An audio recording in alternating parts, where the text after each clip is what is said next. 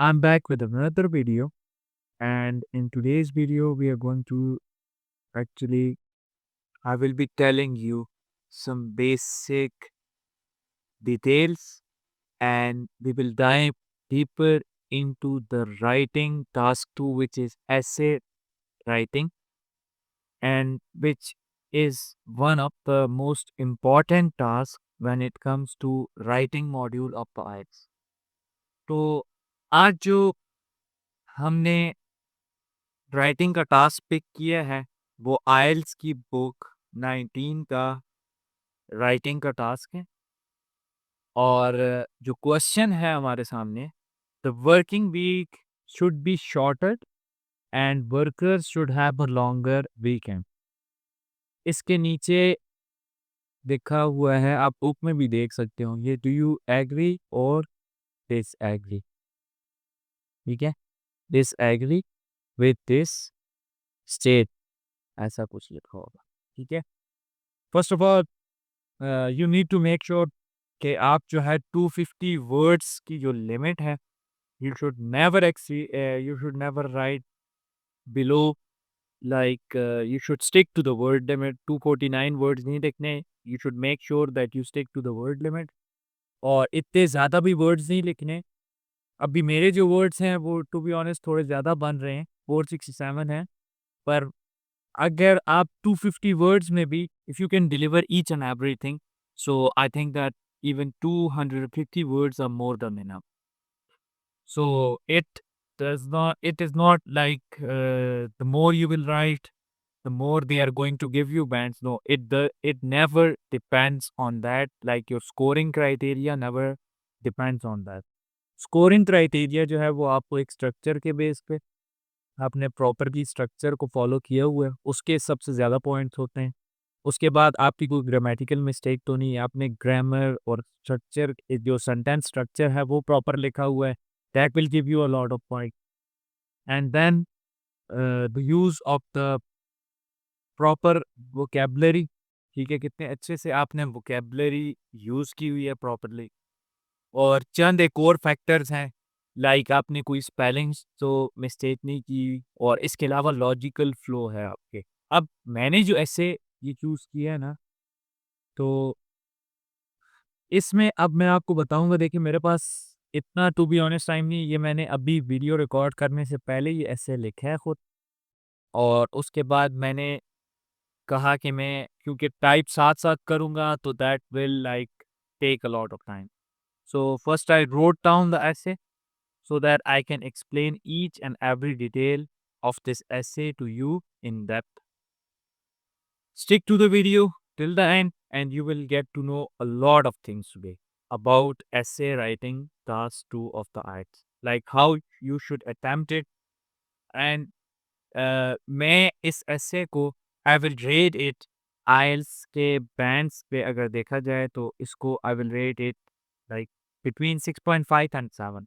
Okay, and इसमें अब शुरुआत हम ऐसे करेंगे, देखिए मेरा जो ऐसे लिखवाने का हर एक बंदे से जो स्ट्रक्चर होता है, that is like I ask them कि सबसे पहले चीज़ क्या करनी है, you need to do the mind mapping first of all.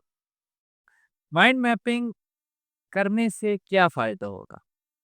देखिए जैसे हम when we are about to construct a house, जब हम घर की तामीर शुरू करते हैं, तो सबसे पहले हम मशवरा करते हैं भाई कि इस, या आर्किटेक्ट के पास जाते हैं, we usually go to an architect, और आर्किटेक्ट से जाके हम डिस्कस करते हैं, वो पूछता है भाई आपके कितना, आपके घर में कितने बंदे हैं, आप कितने रूम्स बनवाएंगे। तो think of mind mapping is like, जिस तरह नॉर्मल ज़बान में, जिस तरह अगर कोई बंदा कंस्ट्रक्शन इंडस्ट्री से है तो उसको पता होगा कि बुनियादें जो घर की बनती हैं ना, तो वो बुनियादों में से एक बुनियाद जो होती है वो माइंड मैपिंग भी होती है। माइंड मैपिंग में सिंपल क्या है, अब the working week should be shorter, कि जो वर्किंग वीक होता है, जो दिन होते हैं काम के, उसके दिन कम किए जाएँ, काम के दिन मतलब एक हफ्ते में, हफ्ते के अंदर जो काम के दिन है वो कम किए जाएँ, and workers should have a longer weekend, और जो काम करने वाले बंदे हैं, एम्प्लॉयड हैं या वर्कर्स हैं, उनकी जो मतलब वीकेंड है उनको बढ़ाया जाए। मतलब सिंपल ये है कि छुट्टियाँ ज़्यादा हों हफ्ते में और जो काम के दिन हैं वो कम। अब आप इस स्टेटमेंट से एग्री करते हैं या डिसएग्री करते हैं? क्या आप इस राय से मुत्तफ़िक हैं या आप नहीं हैं मुत्तफ़िक? अगर मुत्तफ़िक हैं तो क्यों मुत्तफ़िक हैं उसकी रीज़न देनी होगी। अगर नहीं मुत्तफ़िक तो फिर क्यों नहीं मुत्तफ़िक उसके बारे में आप रीज़न्स देंगे। इसको बोला जाता है एसे की टाइप में आर्गुमेंटेटिव टाइप ऑफ एसे। अब देखें मैं हर वीडियो में हर चीज़ की बहुत डेप्थ में जाता हूँ। उसका मकसद भी ये होता है कि आप लोग मेरी वीडियो से ज़्यादा जितना नॉलेज मतलब ले सकते हैं, लें। इसके अलावा भी कोई चीज़ आपको नहीं समझ आती तो आप कॉन्टैक्ट मुझसे कर सकते हैं। इसके अलावा कमेंट सेक्शन में आप पूछ सकते हैं question. You can ask as many questions as you like. ठीक है? बेशक उर्दू में पूछें, कोई मसला नहीं है। अच्छा, अब हम बात करेंगे माइंड मैपिंग की। आपने ये चीज़ पढ़ ली, आप समझ गए कि यार छुट्टियाँ जो हैं वो अब आप एग्री कर रहे हैं इसके साथ, ठीक है? मैंने भी यहाँ पे एग्री किया हुआ है, मैं आपको तरीका बताता हूँ। अब आर्गुमेंटेटिव टाइप ऐसे होता है ना जिसमें मतलब एग्री या डिसएग्री आप करते हैं। तो अगर एग्री के साथ जा रहे हैं तो पहले जो मेरा स्ट्रक्चर ये है ऐसे का, पहले तो चलें इंट्रोडक्शन आ जाएगा। फिर उसके बाद आप 2 एक पैराग्राफ्स में आपने एग्री किया, ठीक है? या 3 पैराग्राफ में, ठीक है? आपकी मर्ज़ी है। लेकिन अब इसमें मैंने क्या किया ये इंट्रोडक्शन का पैराग्राफ है, ठीक है? ये सारा, इसमें इंट्रोडक्शन है। फिर ये बॉडी पैराग्राफ 1 है, ठीक है? ये थोड़ा-सा लंबा भी चला गया मुझसे और फिर दूसरा बॉडी पैराग्राफ 2 है, ठीक है? और फिर बॉडी पैराग्राफ 3 है, ठीक है?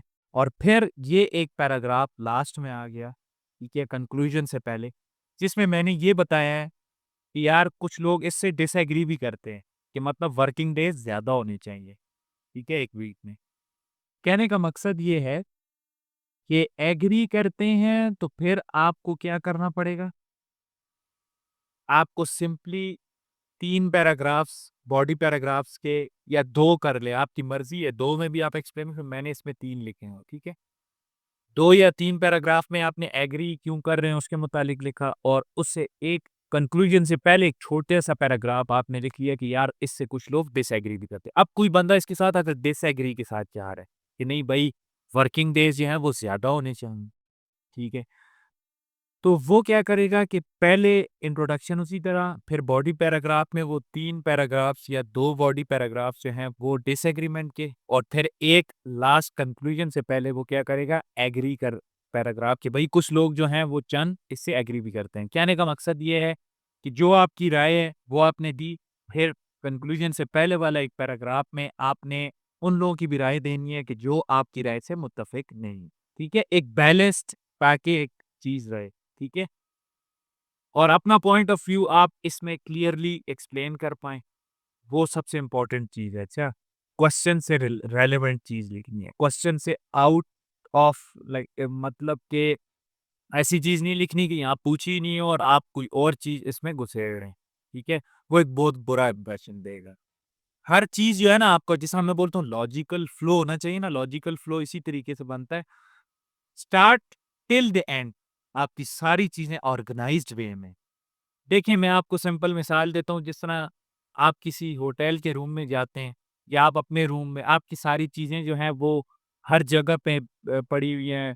मतलब प्रॉपरली आपकी बेडशीट्स जो हैं वो प्रॉपरली सही तरीके से मतलब बेडशीट बिछी हुई है।